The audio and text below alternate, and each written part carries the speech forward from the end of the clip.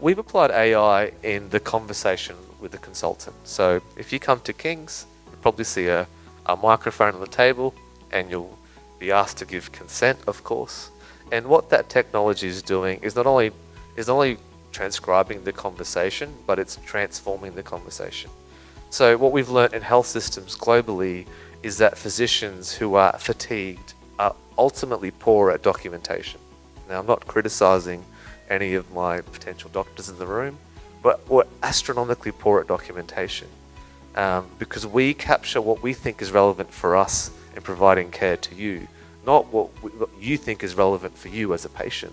And so what that technology has allowed us to do is capture a breadth of information that we traditionally wouldn't capture, but also completely transformed what you're spending your pivotal time on with a physician, which is that physician focusing on you and not focusing on the computer. I mean, I don't know, hands up, just hands up in the crowd. When's the last time you went and seen one of your doctors and all they did was look at you for 5 minutes and then look at the computer for 10? Let's be real, right? Come on.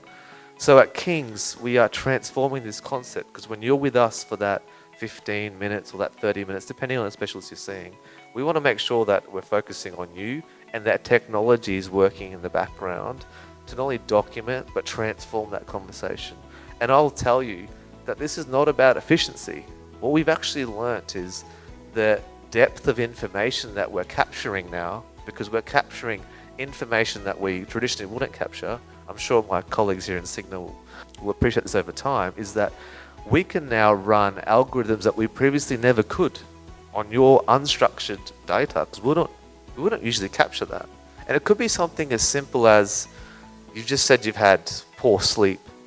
We wouldn't document that because you're seeing us for an influenza case. I'm just giving it baseline. We think that's irrelevant to this presentation, because the technology is now capturing that, and we can now see that it's consistently capturing these factors.